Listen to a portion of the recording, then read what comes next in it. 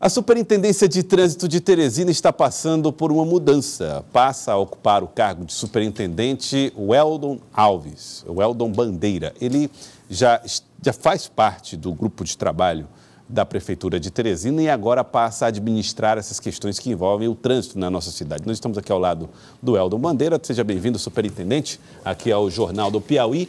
Um dos assuntos que, evidentemente, mais preocupa as pessoas que estão em casa é o sistema de integração na cidade de Teresina, o Integra. O senhor pretende, a Prefeitura está com uma consultoria, inclusive, para analisar esse caso. Como é que está sendo feito esse trabalho? Que avaliação o senhor tem, sua equipe tem, do serviço de integração na nossa cidade? Boa tarde. Boa tarde. Esse nosso sistema ele foi planejado ainda na elaboração do Plano Diretor de Transporte do nosso município, né? E começou a ser implementado ainda no ano de 2015. Dado positivo é que Teresina hoje é a única cidade que pleiteou esses recursos para investimentos desse novo sistema de mobilidade e é a única capital, a única cidade que conseguiu cumprir cerca de 90% já do contrato, da previsão do contrato. Hoje, nós estamos em pleno funcionamento do sistema na Zona Leste, Sudeste e Sul, e estamos prestes a inaugurar mais a última etapa, que é a Zona Norte da cidade. Né? Muitas pessoas, mas muitas pessoas ainda reclamam de horários e coisas desse tipo. Vocês estão avaliando tudo isso também? Com esse planejamento e essa implantação, surgiram os problemas, né? E para isso foi contratada essa consultoria. Né? É inegável o ganho quanto ao transporte do terminal ao centro da cidade. Todo mundo elogia essas alterações com os corredores exclusivos, né? Os próprios operadores do sistema, motoristas e cobradores elogiam o sistema, os usuários elogiam o sistema, mas é certo que nós temos problemas ainda das linhas alimentadoras, que é da casa do usuário até o terminal. Né? Ele foi planejado de uma forma, dimensionado para uma forma, e agora vai passar por essa avaliação. Tentando identificar quais são os gargalos, quais são os problemas lá na origem até o terminal e vice-versa, do terminal à origem do usuário. Essa consultoria está com essa missão. A primeira etapa vai ser feita a pesquisa em loco, né, identificado os horários, o itinerário de cada usuário, né, para que se possa fazer esse ajuste nas linhas alimentadoras. Poderá ocasionar aumento de frota, necessitar aumento de frota, sim, poderá ser redimensionado dentro da frota que nós temos disponível, possivelmente, o que vai dizer essa consultoria. Hoje nós temos 425 ônibus no nosso sistema, sendo que 205 nas linhas troncais ou intraterminais e as outras todas nas linhas alimentadoras. O objetivo agora é melhorar o acesso do usuário da sua casa aos terminais de integração. Pode ser que aponte a necessidade de mais ônibus, por exemplo? Pode sim. Isso é previsto no contrato também. E se houver essa necessidade, será implementado.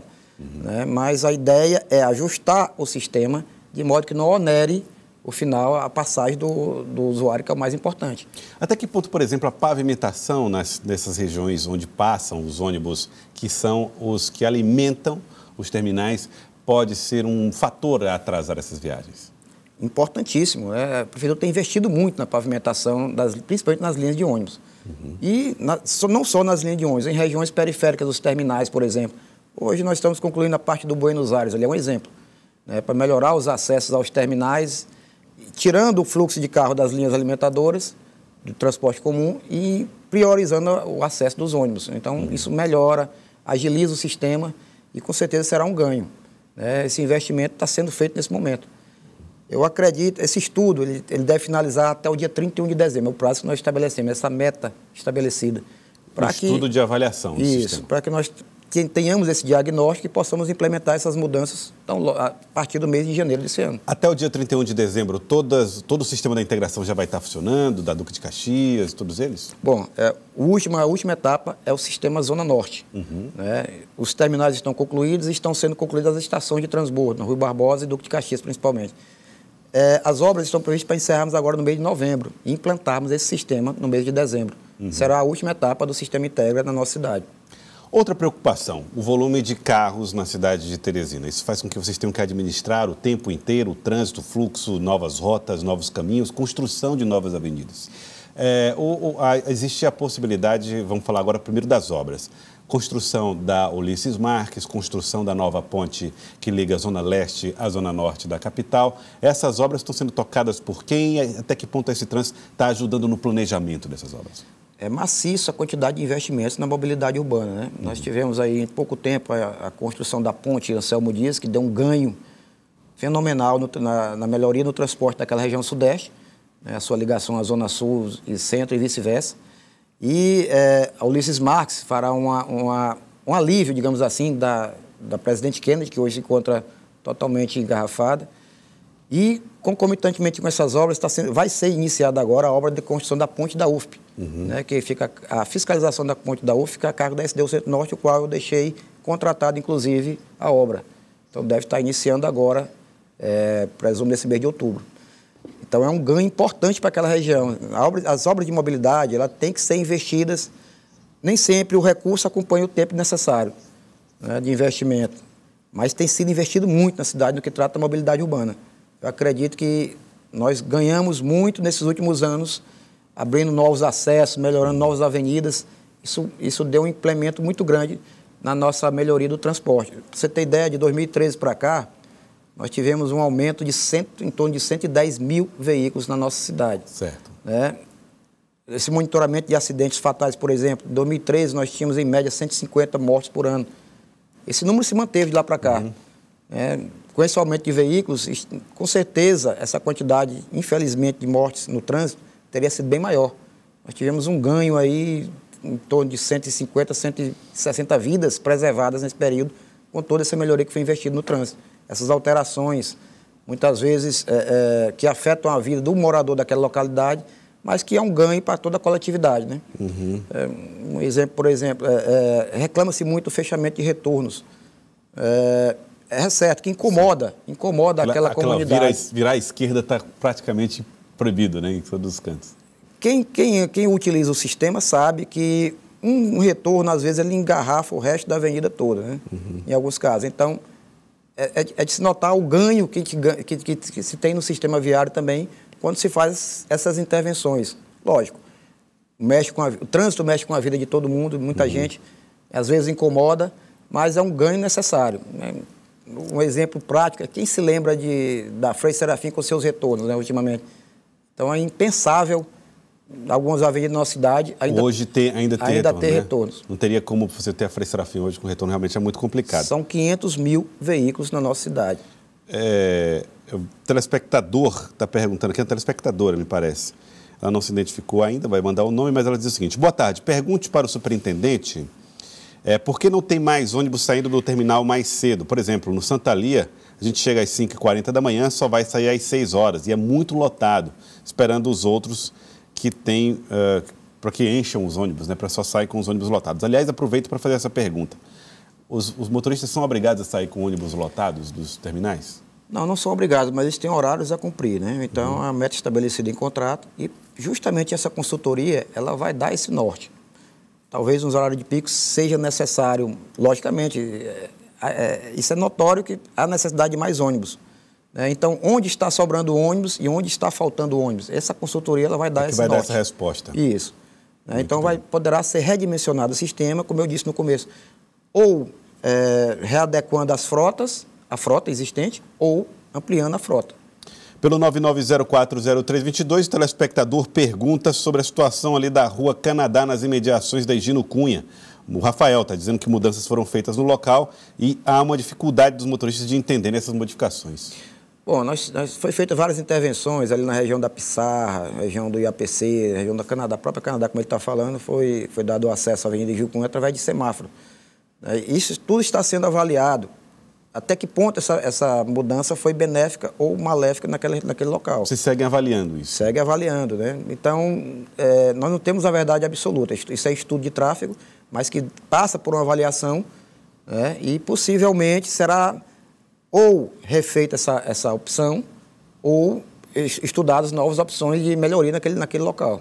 Então, aqui a Tiesca do Residencial Saturno era que estava fazendo a pergunta a respeito do Santa Lia. Então, para ser mais objetivo aqui, pelo 99040322, Tiesca, O estudo da consultoria que está sendo feito é que vai definir se haverá mais ônibus aí para o terminal Santa Lia, se há mais necessidade de se fazer esse tipo de redimensionamento.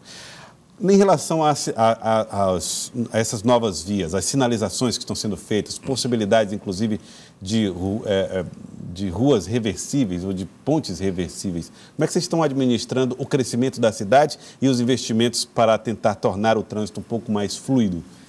Bom, as novas pontes elas já estão projetadas para um horizonte de muitos anos à frente, né? Por exemplo, a ponte da UFP, hoje ela vai ser construída com 3 vias, mas poderá ser ampliada para 4 vias quando for necessário, quando justificar o aumento dessa via. A ponte Anselmo Dias hoje também está projetada com 4 vias.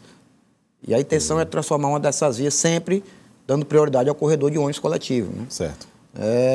As pontes antigas, cito o caso da Primavera, por exemplo, não nos permite essa ampliação. É uma ponte existente. Ela foi projetada para funcionar. A ponte da Primavera teve essa peculiaridade de ter sido elaborada para funcionar com 2 vias. Exato. Hoje tem 3, né? Nós ganhamos uma via sacrificando a ciclovia existente, né? E modificando um sistema de distribuição dados que tinha ali, né? Nos horários de pico, determinados estudos já elaborados previamente, determinada faixa, ela se torna sentido bairro-centro, e no determinado horário de pico estudado, centro-bairro, né? Nós estamos monitorando através de agentes também, principalmente nos horários de maior fluidez, maior fluxo de trânsito, pessoal fixo, agentes fixos naquela ponte, para melhorar a orientação do tráfego naquela região. Teve uma melhora sensível também nesse período. O Felipe, deixa eu ver aqui, Felipe Couto. Obrigado, Felipe, pela audiência. Está mandando mensagem pelo 99040322 e pedindo para o senhor dar uma visitada lá na demarcação da faixa de pedestre em frente à igreja do Cristo Rei, que segundo ele está apagada. Aliás, aproveito para perguntar, em casos assim, em que há uma sinalização apagada, isso gera algum tipo de direito em caso de acidentes de trânsito para o infrator, para o motorista? Faixas precisam ser recuperadas com que frequência? Sim, tudo é avaliado, né? A questão do acidente, né? Nós temos uma equipe de manutenção que trabalha em toda a cidade com pinturas, novas pinturas e manutenção de faixas existentes também, de toda a sinalização da cidade. Nós estamos mudando a forma de aplicar as faixas. O material utilizado anteriormente, ele dava uma vida útil muito curta na faixa. Nós estamos mudando para um sistema de pintura termoplástica, que ela dará um ganho de qualidade, logicamente é mais caro, mas que tem uma maior durabilidade. E mais refletiva também? Mais refletiva. Tá, então. O Daniel do Disseu está tratando aqui de um assunto que eu acho que vai ser um problema muito sério para a Superintendência de Trânsito, pelo 99040322. Pergunte para o superintendente como ficará o caso dos comerciantes do Dirceu, pois vários comércios fecharam e caiu a venda em mais de 50%. Bom, essa é uma das tratativas que eu vou estar cuidando a partir da próxima semana. Estou tomando pé da situação da Estrança, chegando agora, então já tenho conhecimento do problema, né? A gente acompanha através de quando eu estava na SDU ainda. Doutor Evandro Ide, superintendente daquela região, ele tem procurado conversar com os comerciantes, com aquela comunidade, mas temos que ver que nós temos um ganho, né, na população do Dirceu, em torno de 150 mil habitantes naquela região. E nós temos um ganho expressivo na mobilidade urbana com a implantação do corredor exclusivo.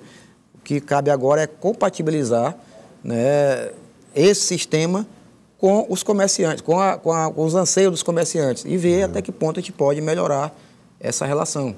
Tem muita pergunta chegando aqui do telespectador, vou fazer aqui algumas rapidamente. O Pires está falando a respeito dos ligeirinhos, está dizendo por que a Estrança está mexendo com os ligeirinhos? Ligeirinhos são algumas pessoas que fazem transporte regular de passageiros, né? Todo o sistema ele tem que ser regulado, né? Senão ele se torna um caos. Nós temos que ter uma regulação do sistema. Táxi era o primeiro modal que nós tínhamos aí até muito tempo. Depois vieram os mototáxis, os Ubers e outros alternativos. Então, tudo tem que ser regulado. Nós não podemos ter a cidade ter mais desse tipo de serviço do que a cidade comporta.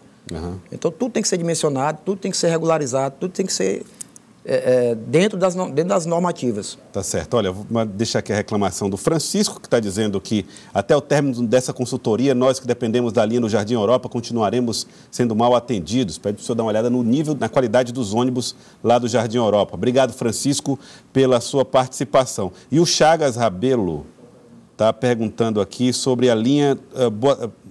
empresa de ônibus faz a linha do Grande Porto Alegre para os terminais, já que a região conta com mais de 15 bairros.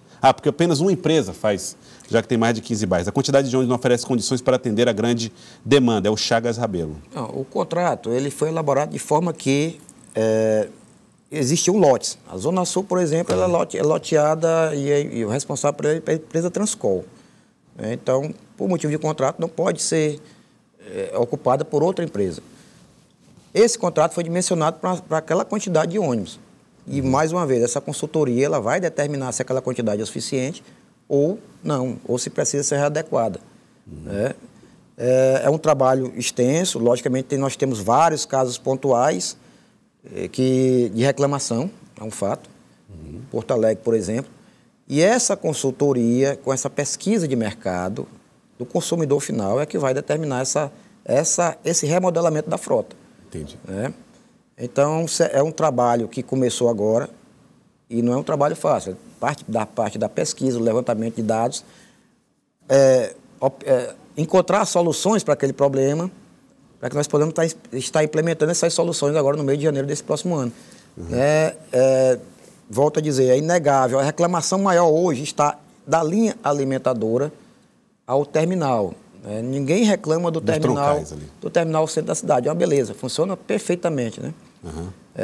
Nosso desafio hoje é regular o sistema lá na origem da alimentação do sistema. Dos bairros para o terminal. Dos bairros para o terminal e, à noite, logicamente, do terminal para o bairro. Tá certo. É uma das maiores reclamações.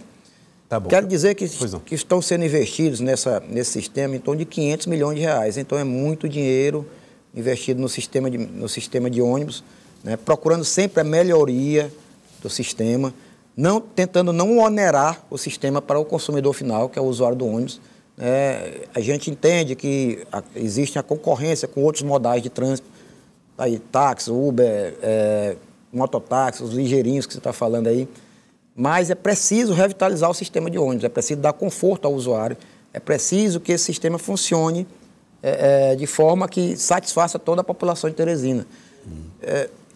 Nós teremos um ganho sensível, acredito, isso não depende da consultoria. Por exemplo, está em fase de implantação o sistema de GPS nos ônibus. Então, você, usuário de um tablet ou de um smartphone, já vai saber qualquer aplicativo, se o ônibus está chegando ou não.